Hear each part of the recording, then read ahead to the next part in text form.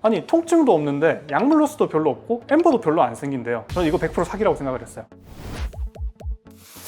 스킨 부스터라고 하면 뭐 손주사나 이제 캐뉼라를 이용해서 직접적으로 주입하는 방법이 있고요. 미라젯을 이용해서 우리가 피부에 미세 주입을 한다든지 포텐자 펌핑 팁을 이용해서 우리가 약물을 구멍을 통해서 밀어 넣으면서 그렇게 주입하는 방법이 있습니다. 또는 여러분들이 많이 아시는 더마샤인이라든지 하이콕스를 그런 인젝터를 이용해서 주입하는 방법도 있습니다. 손주사로 직접 주입하거나 캐뉼라로 직접 주입하는 방법이 사실은 장점이 너무 많기 때문에 통증을 좀 호소를 해도 손주사를 굉장히 좀 많이 고집을 하는 편이긴 합니다. 그래서 손주사로 이제 주입을 하면은 약물의 로스가 가장 이제 최소화될 수가 있겠죠. 의사가 직접적으로 좋은 실력을 통해서 필요한 위치에다가 주입을 하면 약물 로스 없이 주입을 할 수 있다는 가장 큰 장점이고 여러분들이 원하는 그런 이제 시술 효과를 낼 수 있는 가장 좋은 방법이죠. 하지만 너무 아프고 두 번째로 시술을 했을 때 멍이 들거나 붓기가 살짝 생길 수 있어요. 그 붓기가 며칠 이내로 가라앉는 경우들이 대부분이지만 좀 길게 가는 경우들도 사람에 따라서 있을 수는 있거든요.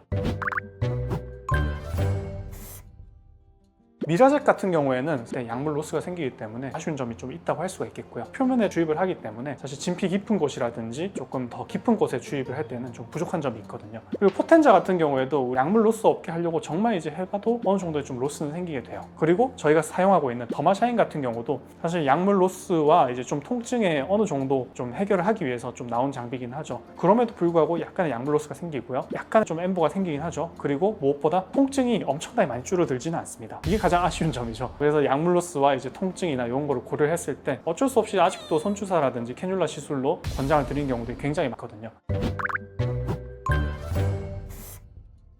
그럼 원장님, 효과와 통증과 약물 로스 이 세 가지를 다 잡을 수 있는 방법은 진짜 없는 건가요? 몇 달 전까지만 해도 저도 전혀 방법이 없다고 생각했습니다. 어느 날 제가 SNS를 보는데 헥스 인젝터라는 게 있는 거예요. 아니 통증도 없는데 약물 로스도 별로 없고 엠버도 별로 안 생긴대요. 저는 이거 100% 사기라고 생각을 했어요. 근데 자꾸 이제 눈에 들여다보니까 알고리즘이 자꾸 그쪽으로 맞춰지는 거죠. 궁금해 미치겠다. 그래서 데모 신청을 했죠. 실제로 해보니까 진짜로 약물 로스가 많아봐야 한 5%에서 10%? 이거 진짜 적은 거거든요. 손주사로 해도 조금 있을 수밖에 없어요. 더마샤인을 통해서 주입하는 것도 약물 로스가 이제 10% 정도 생길 수밖에 없어요. 근데 헥스 인젝터 같은 경우에 약물 로스가 진짜 많아봐야 10%고 보통은 한 5% 정도? 굉장히 좀 적은 편이거든요. 약물 로스도 적은데 받는 사람들마다 진짜 통증이 너무 없대요. 진짜 마취 크림을 바르고 하면 진짜로 너무 안 아파서 이게 받는지도 모르겠다 이렇게 얘기하시는 분들도 있고, 마취 크림을 심지어 안 발라도 이마같이 피부가 얇은 부위 빼고는 정말 할만한데요? 아프다는 느낌이 별로 안 들어요 이렇게 얘기하시는 분들도 많고, 제가 직원들한테도 이 장비를 살까 말까 고민을 하기 위해서 여러 번 테스트를 했거든요. 다 똑같이 말해요. 마취크림 바르면 이게 하고 있는지도 모르겠다, 마취크림 안 발라도 진짜 할만하다, 그렇게 얘기를 하고, 주입을 했을 때 피부에 맺히는 정도나 그런 게 별로 없는지 확인을 해보면, 예를 들어서 제가 5cc의 약물을 주입한다고 했을 때 피부 표면에 맺혀있는 약물의 양이 0.34cc가 채 안 돼요. 로스 자체가 사실 5% 정도? 그 정도밖에 생기지 않는다는 거죠. 그리고 하고 났을 때 또 좋은 점, 엠보가 별로 없어요. 엠보가 안 생기기 때문에 당연히 멍도 거의 별로 안 생깁니다. 다운타임이 별로 없어요. 진짜 사기인 줄 알았는데 진짜 이게 가능하더라고요. 어떻게 보면 원장님이 그동안의 그 고민을 다 해결해 줄 수 있는 장비네요, 그러면? 그렇죠. 헥스 인젝터 같은 경우에는 저의 차선책 두 번째 무기가 됐다고 할 수가 있겠습니다.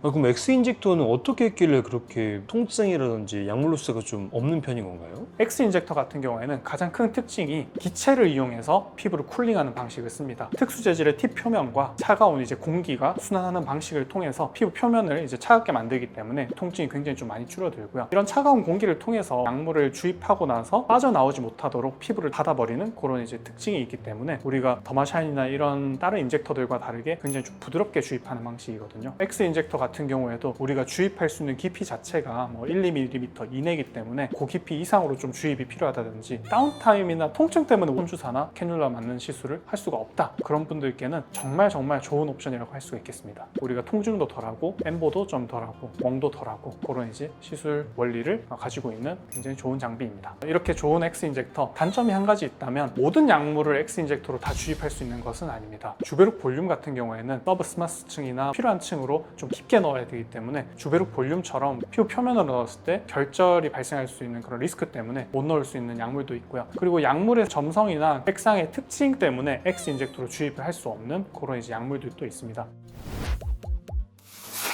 그래서 정리하자면 통증이라든지 다운타임, 엠보싱, 멍이라든지 붓기 때문에 좋은 스킨 부스터들을 못 맞고 계시는 분들, 그런 분들께 굉장히 좀 좋은 옵션이고 강력하게 추천드릴 수 있는 그런 시술 방식이라고 할 수가 있겠습니다.